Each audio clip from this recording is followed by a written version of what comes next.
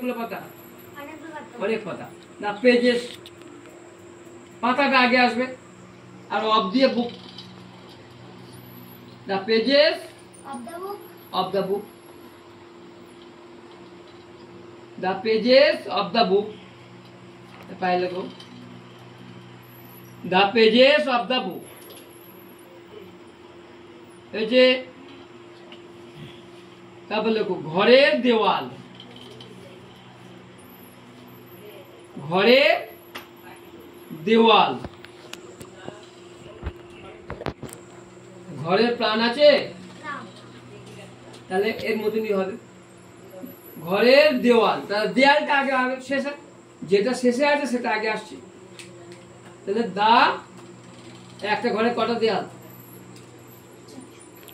চারটে। তাহলে অনেকগুলো দেয়াল আছে। The walls of the house. হ্যাঁ,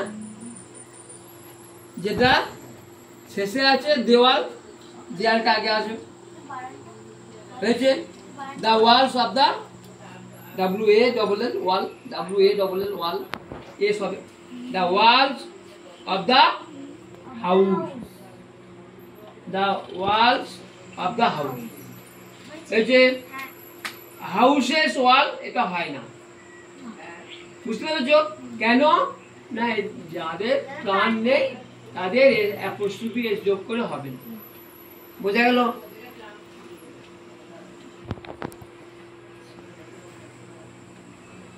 তারপরে লেখো সময় আর দূরত্ব যদি বোঝায়। সময় ধরো একদিনের ছুটি, তাহলে এটা কি বোঝাচ্ছে? এই একদিনের ছুটি কি বোঝাচ্ছে? সময় বোঝাচ্ছে।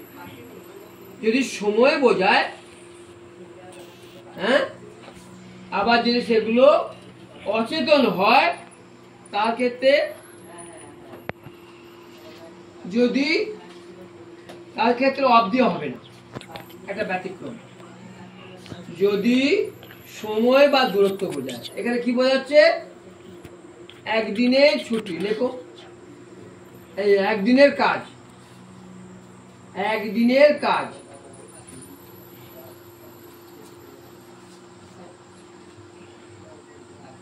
একদিনের কাজ, এটা অচেতন পদার্থ, কিন্তু সময় বোঝাচ্ছে, দিন বোঝাচ্ছে, একটা সময়। তাহলে কি হবে? এইটা অবধি হবে না। সময় বোঝালে বা দূরত্ব বোঝালে অবধি হবে না। তাহলে এ ডেজ ওয়াক, এ ডেজ ওয়াক, এ ডেজ একদিনের, অ্যাপোস্ট্রফি এস দিয়ে, হ্যাঁ walk, WORK, a day apostrophe S walk. এর মাইনে ওটা আরেকবার বলুন, এক মাসের মাইনে। আচ্ছা, একদিনে এ ডেজ ওয়াক, একটা সময় বোঝালে অচেতন পদার্থ, দিনটা তো দিনের প্রাণ আছে, প্রাণ তো নেই, অচেতন পদার্থ, কিন্তু সময় বোঝাচ্ছে, সেই জন্যে অ্যাপোস্ট্রফি এস দিয়ে করতে হবে। তাহলে একদিনের কাজ, এ ডেজ ওয়াক। তারপর হচ্ছে এক মাসের ছুটি, এক মাসের ছুটি লিখেছো? এক মাসের ছুটি, তাহলে এটা কি? এটাও সময় বোঝাচ্ছে, এক মাস। তাহলে কি হবে? হ্যাঁ, 1 month হলিডে বা লিভ, 1 month লিভ,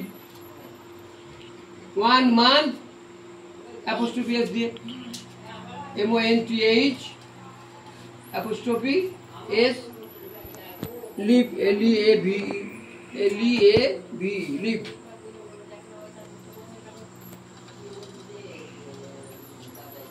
এই যে তাহলে 1 month লিভ, এক মাসের ছুটি। তারপর লেখো এক সপ্তাহের মাইনে, এক সপ্তাহের মাইনে। মাইনে মানে বেতন, এক সপ্তাহের মাইনে। তাহলে কি হবে?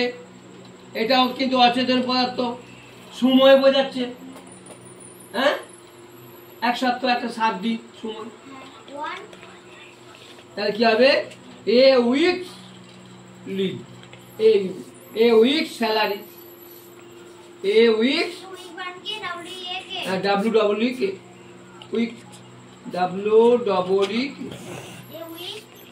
Apostrophe S, salary, salary SS LARY, salary.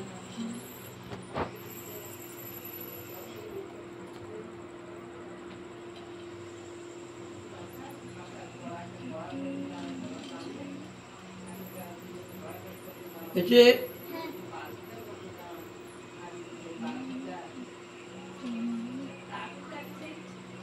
তাহলে বোঝা গেল?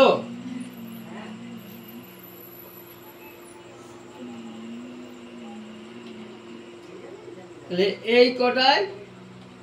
আচ্ছা দেখো, বাড়ির ছাদ, বাড়ির ছাদ,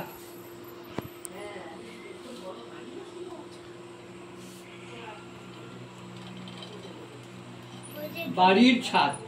তাহলে এটা বাড়ির প্রাণ আছে? বাড়ির ছাদে প্রাণ নেই, তাহলে অচেতন পদার্থ। হ্যাঁ, তাহলে কোনটা আগে আসবে?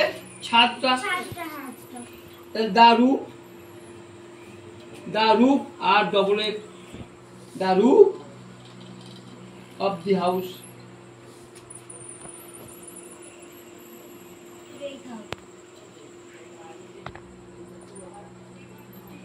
চেয়ারের হাতল, এটা দেখো, চেয়ারের হাতল।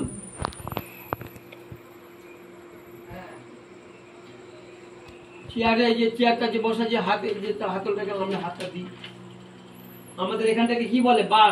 আর্ম, বাহু। তাহলে ওটা চেয়ারটা আর, এখানে ওটাকে আর্ম বলবো, ARM। দেখো চেয়ারের হাতল লিখেছো? তাহলে হাতলটা আগে আসবে। The arm, the ARMS, arms of the chair. বইয়ের মলাট, দেখো এটা চেতন পদার্থ না অচেতন পদার্থ? হ্যাঁ, প্রাণ আছে। তাহলে বইয়ের মলাট, তাহলে কি হবে? মলাট মানে কভার, তাহলে কভারটা আগে আসবে। The cover of the book, of the, the cover of the. বোঝা গেল? হ্যাঁ, কিভাবে আমরা এই অচেতন পদার্থের পজিটিভ গুলো করলাম। হ্যাঁ, স্কুলের মাঠ, লেখো স্কুলের মাঠ।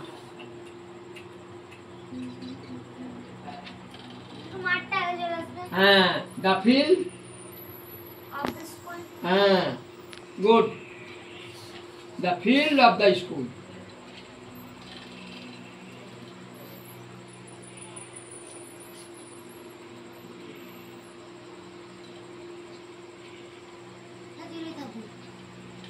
হয়ে গেল? এইটা আজকে প্র্যাকটিসটা আর একবার করে নিতে হবে, তারপর আমরা আবার নতুন নিয়মে যাব। ঠিক আছে, আজকে এখানেই রাখছি। সবাই ভালো থাকো।